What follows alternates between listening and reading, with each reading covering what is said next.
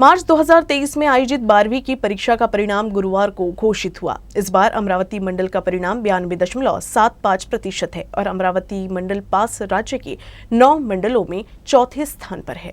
अमरावती मंडल में इस बार 92.75% छात्र पास हुए हैं, जबकि पिछले साल अमरावती मंडल का रिजल्ट 96.34% था। इस साल 3.59% की गिरावट आई है। मार्च 2023 में हुई 12वीं की कक्षा की परीक्षा के लिए अमरावती मंडल से कुल 1,39,669 छात्रों ने पंजीकरण कराया था, जबकि 1,38,564 छात्रों ने परीक्षा दी थी। कुल 1,28,521 छात्र पास हुए हैं। अमरावती मंडल का रिजल्ट साइंस में 98.14%, आर्ट्स में 86.64%, कॉमर्स में 93.25% और बिजनेस में 85.10% रहा है। इस साल भी पास करने वाले विद्यार्थियों में लड़कियों ने बाजी मारी है। अमरावती मंडल से कुल 64,364 छात्राएं परीक्षा में शामिल हुई, जिनमें से 61,042 छात्राएं उत्तीर्ण हुई। ये अनुपात 94.83% है, जबकि 74,200 छात्र परीक्षा में शामिल हुए, जिनमें से 67,479 बच्चे उत्तीर्ण हुए। छात्रों का प्रतिशत 90.94 है। 25 मे 2023 रोजी इयत्ता 12वीचा निकाल हा दुपारी 2 वाजता जाहीर करण्यात आलेला आहे। सर्व विद्यार्थ्यांचे या निमित्ताने उत्तीर्ण झालेल्या विद्यार्थ्यांचे मी मनपूर्वक अभिनंदन करते। त्यासोबतच त्यांचे पालक, त्यांचे शिक्षक, समाजातील प्रत्येक घटक ज्यांनी त्यांना मदत केलेली आहे परीक्षेच्या अभ्यासासाठी, त्याप्रमाणे ज्या सर्व घटकांनी परीक्षा घेण्यासाठी आणि निकाल जाहीर करण्यासाठी मदत केली आहे त्या सर्वांचं मनपूर्वक धन्यवादसुद्धा व्यक्त करते। या निकालाची आकडेवारी बघता पूर्ण राज्यभरामध्ये 91% विद्यार्थ्यांचा निकाल लागलेला आहे आणि त्यामध्ये महाराष्ट्रातून अमरावती विभाग हा 4थ्या क्रमांकावर आहे। सालाबादाप्रमाणे सर्व विद्यार्थ्यांनी उत्कृष्ट गुणवत्तेची परंपरा राखलेली आहे। यावर्षी एकूण 75% जास्त गुण संपादन करणारे विद्यार्थ्यांची संख्या आहे 14,015। या विद्यार्थ्यांनी 75% गुण संपादन करून परंपरा राखली आहे निकालाची। सर्वांचे मनपूर्वक धन्यवाद व्यक्त करते। यावर्षी कॉपीचे प्रकार फार कमी झालेले आहे, कारण शासनाने ज्याप्रमाणे दरवर्षीप्रमाणे भयमुक्त वातावरणामध्ये परीक्षा घेण्यासाठी भरारी पथक नेमलेले असतात, त्याहीपेक्षा यावर्षी जास्त खबरदारी घेतलेली होती। महसूल विभागाचे अनेक अधिकाऱ्यांना या कॉपीमुक्त अभियानामध्ये सामील करून घेतलेलं होतं आणि त्यामुळे सुरुवातीचंच प्रसारमाध्यमाद्वारे तसेच मुख्याध्यापकाच्या झूम मीटिंगद्वारे विद्यार्थ्यांना शाळेमध्ये माहिती पुरवण्यात आलेली होती की जर गैरप्रकार करणारे विद्यार्थी परीक्षेदरम्यान आढळून आल्यास त्यांच्यावर योग्य ती कार्यवाही केली जाईल। त्यामुळे याची जनजागृती होऊन विद्यार्थ्यांचं यावर्षीचं कॉपीचं प्रमाण हे फार कमी असल्याचं दिसून येतं। अमरावती शहर में पिछले 2 महीने से बंद सिटी बस सेवा जल्द शुरू होगी। इस संबंध में बैंक ने अमरावती महानगर पालिका प्रशासन की ओर से दी गई सभी शर्तों पर मुहर लगाते हुए सिटी बस सेवा का रास्ता साफ कर दिया। अगले 15 दिनों में सिटी बस सेवा फिर से शुरू कर दी जाएगी। अमरावती शहर में पिछले 2 महीने से बंद सिटी बस सेवा जल्द ही शुरू होंगी। इस संबंध में बुधवार को बैंक ने मनपा प्रशासन की ओर से दी गई सभी शर्तों पर मुहर लगाते हुए सिटी बस सेवा का रास्ता साफ कर दिया। अगले 15 दिनों में सिटी बस सेवा फिर से शुरू कर दी जाएगी। बॉम्बे हाईकोर्ट की नागपुर बेंच ने मनपा प्रशासन को निर्देश दिया था, जिसके बाद नए ठेकेदार, बैंक और मनपा प्रशासन को बैठकर फैसला लेना पड़ा। मनपा ने पत्र भेजकर बैंक को बैठक के लिए आमंत्रित किया। 2,34,00,000 की राशि का 30% प्रथम एवं शेष राशि किस्तों में भुगतान करने की सहमति बैंक ने 2 सकारात्मक चर्चाओं के बाद मनपा को दी। इसलिए मनपा प्रशासन जल्द ही नए ठेकेदार महेश साहू से ऐसा करार कर बस सेवा शुरू करेगी। पिछले 2 माह से बस सेवा बंद होने के कारण 2 माह से बसें खड़ी थी, लेकिन शेष कार्य को पूरा करने के लिए 15 दिन का समय दिया जाएगा और 15 दिनों के भीतर सिटी बस सेवा शुरू कर दी जाएगी। अमरावती जिले के बोदड़ में एक घर में रखे कपास में शॉर्ट सर्किट के कारण आग लग गई। इस आग में घर में रखा 9 क्विंटल गेहूं भी जल गया। अमरावती जिले के बोदड़ गांव के किसान गजानन राव चौधरी के घर पर कपास के गांठ रखे हुए थे, लेकिन इनमें अचानक से शॉर्ट सर्किट होने से आग लग गई और पूरा कपास जलकर बर्बाद हो गया। इस भीषण आग में उनके घर पर रखा 9 क्विंटल गेहूं भी जल गया, जिससे किसान को भारी नुकसान हुआ। रात 1 बजे शॉर्ट सर्किट से ये आग लगी। आग की लपटें देख गाँव के अन्य लोग आग बुझाने का प्रयास किए, लेकिन तब तक कपास और गेहूं जलकर बर्बाद हो गया था। गनीमत रही कि कोई हताहत नहीं हुई। कपास का कोई भाव न होने के कारण किसान का कपास घर पर पड़ा था, लेकिन अब खरीफ फसल की बुआई के लिए बीज खरीदने के लिए वो बेचने वाला था, लेकिन उससे पहले ही कपास जलकर बर्बाद हो गया। खरीफ सीजन के लिए किसानों ने जोर शोर से तैयारी शुरू कर दी है। हालांकि पिछले साल अमरावती जिले में बोगस बीज एक बड़ी समस्या बनी थी, इसलिए अमरावती कृषि विभाग ने इस बार पूरी सावधानी बरती है। हर जगह बोगस बीज, खाद और उचित गुणवत्ता के कीटनाशक प्राप्त करने का ध्यान रखा है। गुणवत्ता निरीक्षण के लिए तहसील स्तर और कुल 15 टीमें तैयार की गई है। जैसे ही बरसात का मौसम शुरू होगा, वैसे ही खरीफ फसल की बुआई का काम शुरू हो जाएगा। अभी से ही हर जगह के किसान खेतों में जुताई कर बीज और खाद खरीदने की तैयारी में लग गए हैं। अमरावती जिले में पिछले साल बोगस बीजों की भरमार थी, इसलिए अमरावती कृषि विभाग ने पूरी सावधानी बरती है।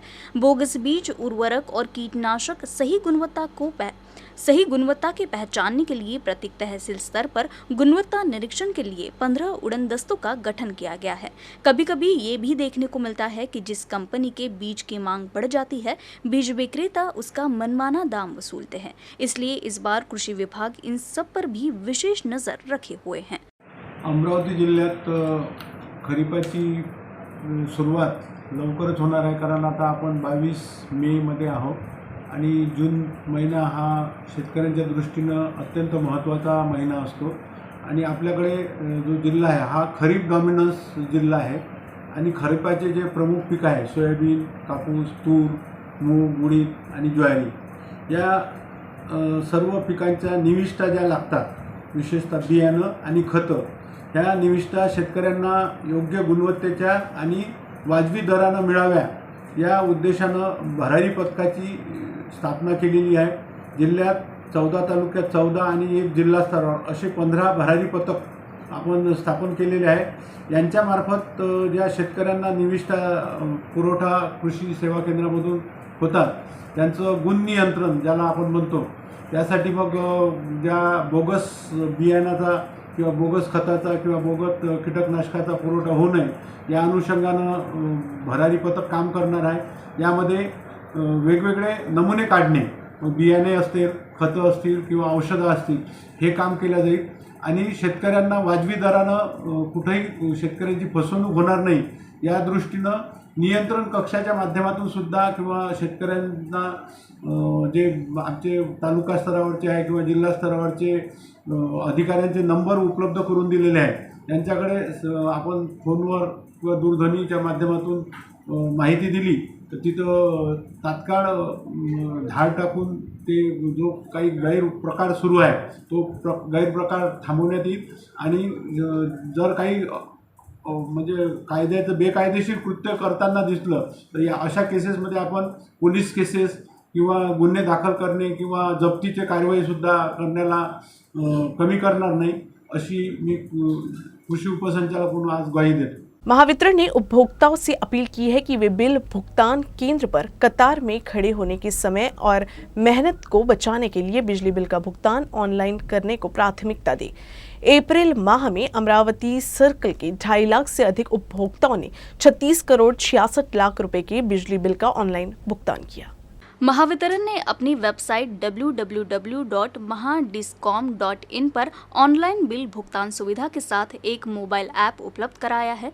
सभी कम दबाव वाले ग्राहकों के पास अब वर्तमान और पिछले बिलों को देखने और भुगतान करने के लिए विभिन्न मोबाइल वॉलेट और कैश कार्ड के साथ net banking, credit, debit card का विकल्प उपलब्ध है। इसलिए ग्राहक बिजली बिल का भुगतान ऑनलाइन करना पसंद कर रहे हैं, जिससे बिल भुगतान केंद्र के सामने लाइन में लगने की परेशानी और समय की बचत हो रही है। बिजली बिलों का ऑनलाइन भुगतान करने के लिए ग्राहकों को सुविधा और प्रोत्साहित करने के लिए net banking, digital wallet, cash card, debit card और UPI मोड के माध्यम से अपने बिजली बिल का भुगतान करते हैं तो ये सेवा निःशुल्क है। साथ ही ऑनलाइन भुगतान करने पर 500 रुपए तक के बिजली बिल पर 0.25% की छूट मिलती है।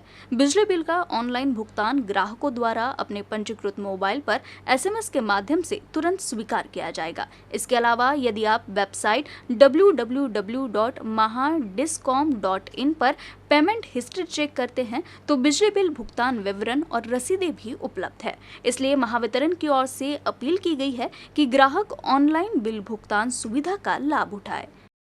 अमरावती जिले के नांदगांव खंडेश्वर तहसील के मंगलूर चौहाला के आदिवासी परिवार के बच्चों के लिए आश्रमशाला है। इस आश्रमशाला में 600 से अधिक बच्चे अध्ययन कर रहे हैं। हालांकि इस स्कूल भवन के निर्माण में अब नागरिकों के सहयोग की आवश्यकता है, इसीलिए अब आदिवासी आश्रम स्कूल द्वारा सहायता बैग अभियान चलाया जा रहा है। अमरावती जिले के नांदगांव खंडेश्वर तहसील में मंगरूल चौहाला के आदिवासी फासी पारसी के बच्चों के लिए आश्रमशाला है। इस स्कूल में 600 से अधिक बच्चे पढ़ाई कर रहे हैं, लेकिन इस स्कूल की इमारत ठीक नहीं होने से अब बच्चों ने स्कूल भवन के निर्माण के लिए नागरिकों के सहयोग की अपील की है।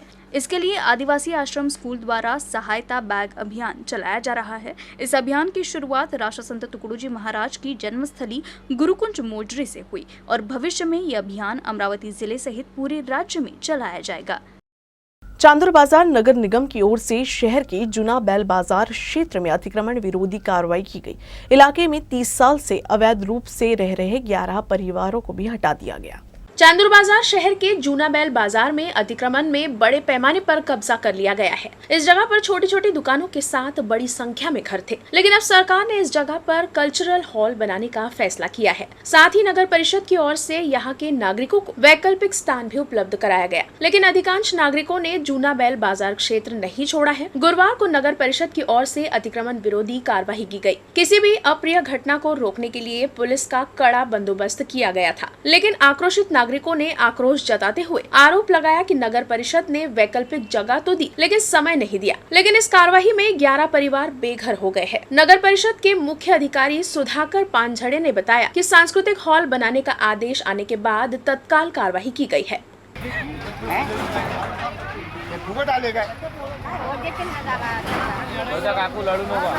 जागा नहीं देते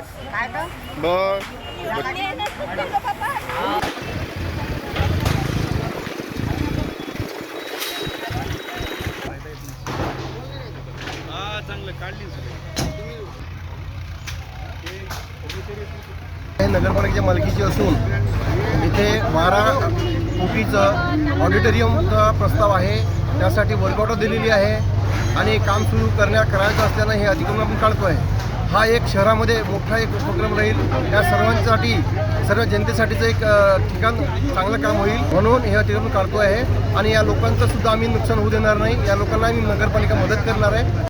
सामाजिक न्याय विभाग के माध्यम से क्रियान्वित की जाने वाली भारत रत्न डॉक्टर बाबा साहेब आम्बेडकर स्वधार योजना के तहत आवेदन जमा करने की समय सीमा बढ़ा दी गई है। अब पात्र छात्र 31 मई 2023 तक इस योजना के तहत आवेदन जमा कर सकते हैं। सामाजिक न्याय विभाग के माध्यम से भारत रत्न डॉक्टर बाबा साहब अम्बेडकर स्वधार योजना क्रियान्वित की जा रही है। बाबा साहब अम्बेडकर स्वधार योजना अंतर्गत अनुसूचित जाति वर्ग के छात्र छात्राओं को वर्ष 2022-23 का नवीनीकरण आवेदन एवं द्वितीय चरण का आवेदन वर्ष 2021-22 हेतु स्वीकृत किया गया है। विभाग ने इस योजना के पात्र विद्यार्थियों से अनुरोध किया है कि वो आवश्यक दस्तावेजों के साथ आवेदन पत्र भरकर कार्यालय में जमा करें। साथ ही इसके लिए विभाग ने आवेदन जमा करने की समय सीमा 31 मई तक बढ़ा दी है। विभाग ने पात्र छात्रों से इस पर ध्यान देने और समय सीमा के भीतर आवेदन जमा करने की अपील की है। डॉक्टर बाबासाहेब आंबेडकर स्वधार योजना जी विद्यार्थ्यांकरता वसतिगृहामध्ये प्रवेश मिळण्यास जे पात्र आहेत पण त्यांचा काही कारणास्तव नंबर लागला नाही अशा विद्यार्थ्यांकरता ही योजना आहे। आणि या विद्यार्थ्यांकरता जी अर्ज भरण्याची मुदत होती ती मुदत वाढवलेली आहे शासनाने, ती आता 31 मेपर्यंत झालेली आहे। 31 मेपर्यंत स्वधार अंतर्गत विद्यार्थी अर्ज भरू शकतात सहाय्यक्त कार्यालयामध्ये। त्याचप्रमाणे रिन्युअलचे आणि नवीन दोन्ही अर्ज सध्या घेणं सुरू आहे। सगळ्या विद्यार्थ्यांना आवाहन आहे की ज्यांनी कोणी फॉर्म भरेल नसतील आतापर्यंत त्या सगळ्यांनी या योजनेचा लाभ घेण्याकरता त्वरित सहाय्यक्त कार्यालयामध्ये आपले परिपूर्ण अर्ज सबमिट करायचे आहे, जेणेकरून त्यांना लाभ मिळू शकेल. सोशल मीडिया पर एक आपत्तिजनक पोस्ट वायरल होने के बाद अकोला शहर में दंगे जैसे हालात निर्माण हो गए थे. पुलिस ने इस मामले में 150 आरोपियों को गिरफ्तार किया था, जिनमें से अदालत ने 65 आरोपियों को न्यायिक हिरासत में भेज दिया है. 13 मई की देर रात रामदासपेट पुलिस थाना अंतर्गत पथराव किया गया. आगजनी कर सार्वजनिक संपत्ति को नुकसान पहुंचाया गया.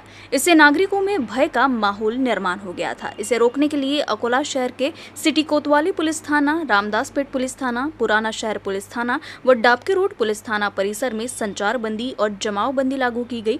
इस मामले में अब तक 150 आरोपियों को पुलिस गिरफ्तार कर चुकी है और अन्य आरोपियों की गिरफ्तारी भी जारी है, जिनमें से कुल 65 आरोपियों को कोर्ट में पेश किया गया, जहां कोर्ट ने आरोपियों को न्यायिक हिरासत में भेज दिया है. अकोला पुलिस बल की अपर पुलिस अधीक्षक मोनिका राउत को नासिक शहर के पुलिस उपायुक्त के पद पर नियुक्त किया गया है. उनके स्थान पर जालना पुलिस प्रशिक्षण केंद्र के प्राचार्य अभय डोंगरे को नियुक्त किया गया है. मोनिका राउत ने पिछले 3 वर्षों से अकोला पुलिस बल के अपर पुलिस अधीक्षक के पद पर सफलतापूर्वक कार्य किया है. अब उनका तबादला नासिक शहर के पुलिस उपायुक्त के पद पर किया गया है और उनकी जगह पर जालना पुलिस प्रशिक्षण केंद्र के प्राचार्य अभय डोंगरे को नियुक्त किया गया है. इस संबंध में राज्य सरकार के गृह विभाग की ओर से 24 मई को लिखित आदेश जारी किए गए हैं. न्यूज रूम से बस इतना ही. खबरों का सिलसिला यूं ही चलता रहेगा. आप देखते रहिएगा UCN न्यूज अमरावती.